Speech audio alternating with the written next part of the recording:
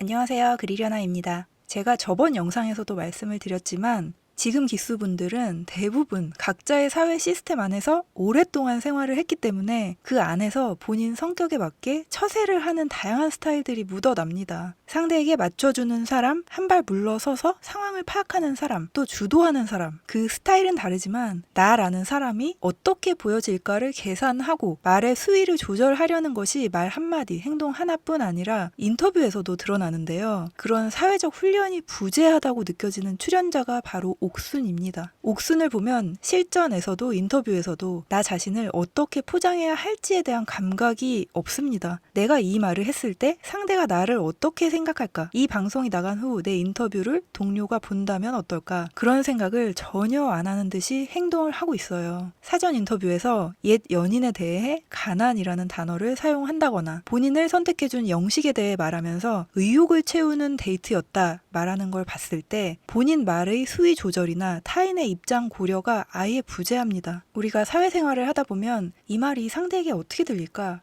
내가 지금 뱉은 이 말이 논란의 소지는 없을까? 내가 지금 너무 열받아서 다 뒤집어 놓고 싶은데 잠깐! 감정적으로 행동하면 손해일까 아닐까? 이런 수많은 질문들을 스스로에게 하며 브레이크를 걸게 되잖아요. 그러면서 나도 모르게 수없이 훈련되고 절제하고 그러다 보면 어느 순간 감각이 되어버립니다. 나중에는 깊게 생각하지 않아도 상황에 크게 벗어나지는 않는 적절한 언행이 자동 반사로 나오게 되는 거죠. 눈칫밥이라는 게 장착되고 보이지 않는 선이라는 걸 알게 되는 겁니다. 근데 그 기준이 뭐냐고 묻는다면 저는 철저히 저의 이득이었습니다. 내가 하는 말이 남들 눈에 좋게 보여서 나의 평판에 이득이 되는가? 지금 이 말이 매우 하고 싶지만 말을 삼킴으로써 불이익을 피할 수 있는가? 지금 이 상황이 나에게 작은 손해를 입혔지만 장기적으로 봤을 때는 득이기 때문에 감수할 만한가? 그러니까 사회적인 훈련, 처세는 결국 나에게 이득을 가져다 줍니다. 여기 있는 출연자들이 대부분 그걸 알고 있고 어느 정도 학습이 되어 있기 때문에 사회 속의 나를 계산하고 움직인다면 옥순은 철저히 개인으로서 행동하고 있어요. 옥순을 보면 사회 속 눈치 보기보다는 감정 발화가 먼저입니다. 어떤 감정을 느끼면 그걸 누군가에게 바로 뱉어내야 하고 그런 모습이 남들에게 부정적으로 비춰질 거라는 걸 몰라요. 어떤 이유에서건 경험적으로 충분히 훈련되지 못했으니까 그렇게 훈련이 덜 된 상태에서 고밀도 인간관계 실험 프로그램에 본인을 던진 겁니다. 결국 이 사람은 철저히 본인을 위한 행동을 하고 있지만 실질적으로 본인을 위하는 게 뭔지를 모릅니다. 이기적으로 행동을 하면 할수록 결과적으로는 손해를 보게 되는 거죠. 일단 옥수는 본인이 수동적이라고 말하고 그렇게 행동하는 듯 하지만 사실은 적극적으로 상대의 행동을 유도하는 특징이 있어요. 공용 거실에서 사람들에게 뭘 해달라고 자꾸 시키는 단편적인 행동에서도 드러났지만 본인의 감정을 누군가에게 토로할 때도 비슷한 양상을 보여요. 지금 내 감정은 이래에서 끝이 아니라 듣고 있던 상대가 그걸 적극적으로 다독여줘야 하는 구조를 만들어요. 룸메이트인 영숙에게 여러 번 의욕이 없다, 나한테 관심 있어 하는 사람이 없다 하소연을 했는데 이 말은 아닐 거다. 의욕을 가져봐라. 그렇게 생각하기엔 아직 이르다. 너를 알아보는 사람이 있을 거야. 하는 반응을 유도하거든요. 본인의 부정적인 감정을 주변 사람들이 해소해주는 패턴이 계속 반복되고 있잖아요. 첫 데이트에서 영식이 원래는 현숙을 마음에 있어 했지만 차선책이었던 옥순을 선택했고 둘은 데이트를 했습니다. 이때도 옥순은 영식에게 하소연을 하거든요. 옥순이란 이름값을 못하는 것 같다. 나에게 관심을 주는 사람이 아무도 없다. 나는 인간관계에서 수동적인 사람이라 늘 연애도 누가 먼저 다가와야 했었다. 그 말을 들은 영식은 아직 첫날인데 그렇게 단정하지 마라. 재차 얘기하니까 옥순이 둘째 날이잖아요. 그렇게 얘기를 하고 영식은 근데 둘째 날인 지금은 내가 왔지 않냐 말을 합니다. 참 영식 입장에서 생각을 해봤을 때 기껏 본인이 선택을 해서 데이트를 나왔는데 남자들이 나한테 관심이 없다며 하소연을 들으면 얼마나 기분이 언짢을까. 나도 남자고 내가 오늘 선택을 해서 이 자리에 왔는데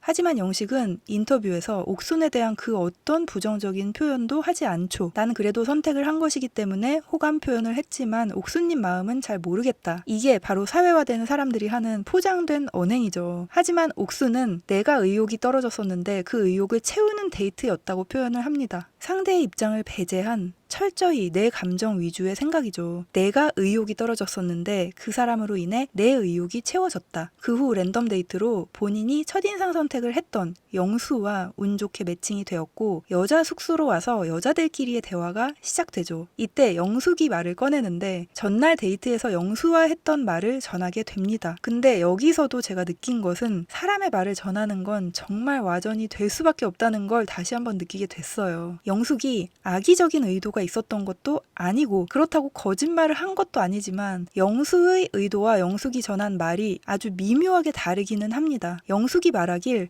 영수님이 현숙님, 순자님이랑 데이트해보고 싶다고 했어. 그리고 옥수님도 추가를 했던 게 첫인상으로 본인을 찍었으니까 이렇게 말을 하거든요. 근데 회상 장면을 보면 영수가 현숙님하고는 제대로 대화를 못 해봤다. 그리고 순자님도 얘기하면 재미있을 것 같다. 아, 옥수님하고도 얘기는 한번 해보고 싶다. 이렇게 말을 해요. 물론 옥순을 제일 나중에 추가적으로 얘기를 했고 그 차등이 느껴지긴 하지만 세 명을 순차적으로 이야기한 거거든요. 영수의 그 말에 옥수님이 첫인상 선택을 해주지 않았냐고 영숙 본인이 물어봤고 영수는 그래서 그런 것도 있지만 4차원 느낌이 있어서 재밌다는 식으로 영숙의 질문에 대답을 했어요. 그러니까 영수의 의도를 100% 제대로 전하려 했다면 현숙님은 대화를 제대로 못 해봤고 순자님은 재미있을 것 같고 옥수님은 첫인상 선택도 있지만 4차원이라 대화해보고 싶다라고 했어야 해요. 근데 마치 영수가 옥순을 추가한 건 단지 첫인상 선택을 받았기 때문이다 라고 말한 것처럼 들리게 이야기를 했거든요. 이게 굉장히 미묘한 차이긴 한데 옥순 입장에서는 살짝 실망할 만한 포인트가 되기는 해요. 지금 나는 내가 바라던 영수와 매칭이 돼서 데이트를 나가기 직전이고 한창 원했던 사람과 데이트를 나가게 된 게 신기하고 좋다는 말을 하고 있던 참이잖아요. 근데 그 영수가 현숙, 순자랑 대화를 해보고 싶어 한다. 옥순 너는 단지 첫인상 선택한 사람이기 때문에 대화해볼 사람 목록에 추가된 거다라는 말을 들은 거죠. 곧 영수와 데이트 나갈 내 앞에서 그런 말을 하는 영숙에게 서운한 기분, 그 부분은 저도 이해가 됩니다. 영숙도 단지 영수 마음에 대한 정보를 여자들끼리 은밀히 교환을 하는 의도였고 그걸 누가 당사자에게 말을 할 거라는 생각을 아예 안 했을 거고 악의는 없었던 것 같은데 말하는 걸 좋아하다 보니 본인 속에 있는 말이 입 밖으로 다 나오는 것 같은 기분은 살짝 들어요. 근데 영숙의 그 말이 좀 자존심 상하는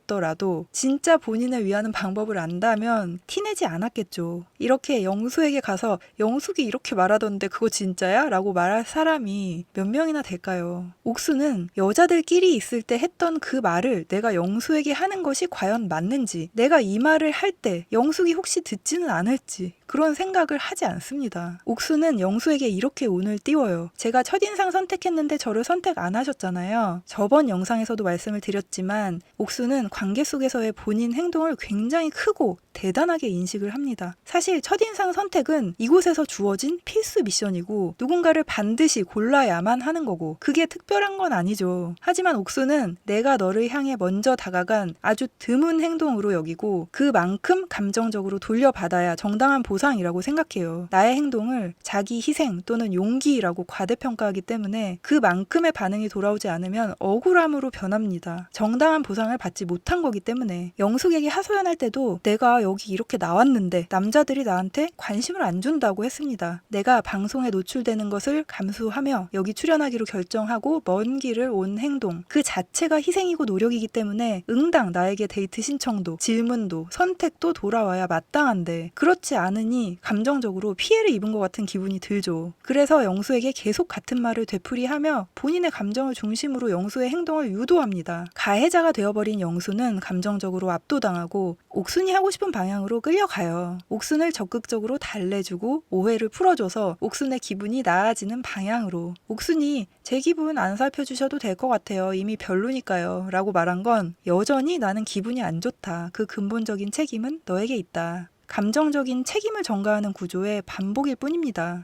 당연히 가치 판단의 기준이 본인의 감정이니까 영숙에 대해서도 악감정이 생기죠. 나의 기분을 망쳐버린 장본인이니까요. 제가 저번 영상에서 룸메이트인 이 두 사람이 상극이라 절대 안 맞을 거라고 말씀을 드렸었는데 결국은 이렇게 되네요. 제가 볼 때 영수는 옥순을 본인이 가르치는 학생쯤으로 보는 거 아닐까 싶었어요. 학생들끼리 작은 마찰이 있는데 본인의 작은 실수로 비롯된 거고 그래서 어떻게든 잘 다독이며 상황 정리를 하려는 교수님의 모습 옥순 옥수나 영숙이가 그런 말 한 건 그런 의도는 아니었을 거야. 참치도 대접하고 코코아도 사줘가며. 근데 그런 세심한 감정 케어를 담당하고 있는 영수에게 사실 나도 뭐 영수님이 나한테 말을 안 걸었으니까 대화를 못 해봐서 선택한 거지. 특별히 호감 1순위라 선택한 건 아니었어요. 이렇게 말을 해버립니다. 옥수는 이렇게 말할 수 있죠. 왜냐면 나는 피해자고 크게 상처를 받았으니까. 옥수는 지금 본인 감정을 다 쏟아냈고 영수의 1대1 감정 케어도 받았고 나도 너가 그렇게 좋아서는 아니었어 라고 감정적인 상처도 줬기 때문에 마음이 풀려요. 이 말에 영수가 나 그 말 되게 상처다 라고 하니까 옥순이 내가 더 상처 아니냐 하죠. 피해자가 되면 책임이 사라집니다. 늘 내 감정이 더 크고 무겁고 나는 보호받아야 하고 당신은 나를 다독여야 마땅하고 내가 무례했더라도 이유가 있는 거니까. 또 번외로 데이트를 가는 차 안에서 옥순과 영수가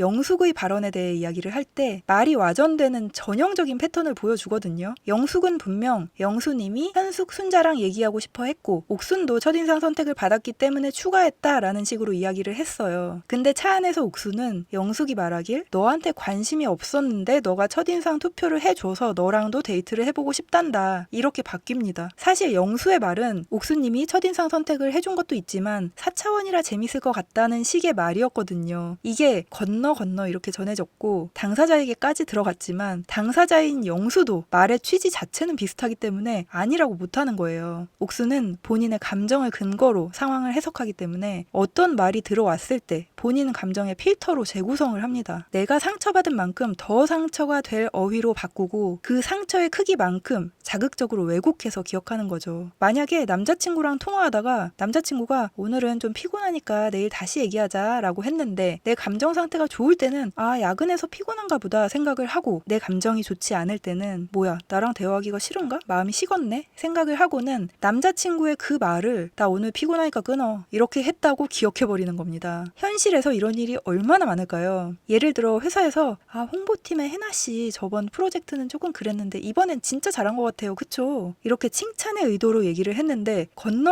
전해져서 려나씨가 해나씨 저번 프로젝트는 좀 별로였다고 하던데요? 그러면 당사자인 해나씨가 와서 아니 왜 뒤에서 그렇게 말씀하고 다니세요? 해도 그런 말 한 적 없다고는 못해요. 오해해요. 저는 그런 의도로 한 말이 아니었어요. 해봐도 이미 해나씨 기분은 상해 있는 상태입니다. 근데 이렇게 해나씨처럼 직접 와서 따지면 차라리 나은데 보통의 경우 이제 해나씨가 려나씨를 담그려는 정치질로 은밀한 정서적 응징이 시작이 되겠죠. 조용히 편가르고 모호하게 험담하고 침묵으로 불이익 주고 그런 꼴을 여러 번 겪다 보면 자연스럽게 말을 삼키고 행동을 조심하고 나의 본심과는 살짝 다르게 리스크가 없도록 틀어서 말하고 내가 한 말이 아니라 남이 한 말인 것처럼 야비하게 포장하고 누가 뒷담을 했을 때 도파민이 막 나오더라도 적극적으로 동조하지 않고 아름아름 내 편을 확보하며 한마디로 생존을 위한 감각을 학습하게 되는 겁니다. 이게 사실 다 저도 한 겁니다. 근데 제가 이렇게 말을 할 때마다 아직 사회 경험이 없으신 대학생 분들께서 사회생활 너무 무서워요. 특히 여초사회 어마무시하다 하시는 분들 계시는데 모를 때가 무서운 거고 알면 꽤 버틸만 합니다. 재미있는 일도 많고 좋은 사람도 정말 많아요. 정말 무서운 건 그걸 경험해보지 않고 내가 어떤 상황 속에서 왜 문제가 생겼는지도 모르는 채 자꾸 사람을 잃어가며 나는 왜 이렇게 인간관계가 힘들지? 회의에 빠지는 거예요. 그러니까 적당할 때 꼭 사회생활의 경험이 필요하다고 저는 생각합니다. 그게 어떤 공간이건 간에. 만약 직업 특성상 다양한 사람들을 만날 기회가 없었다 하시는 분들은 나는 솔로의 다양한 인간 군상과 저의 리뷰를 보시면서 학습을 하실 수도 있고요. 저도 살면서 나름대로 경험이 없진 않았다고 생각하지만 나는 솔로를 보면서 또 많이 배우거든요. 옥순도 이 프로그램에 나와서 부족한 모습을 많이 보이고 있지만 본인의 부족한 점을 가감없이 보며 뭐가 문제였는지 한 방에 크게 깨닫는 좋은 기회가 되었으면 좋겠습니다. 그럼 오늘 옥순을 통한 사회생활에 대해 이야기를 해봤는데 여러분들의 생각 또 다양한 여러분들의 경험들 들려주시길 바라겠습니다. 오늘도 끝까지 들어주셔서 감사합니다.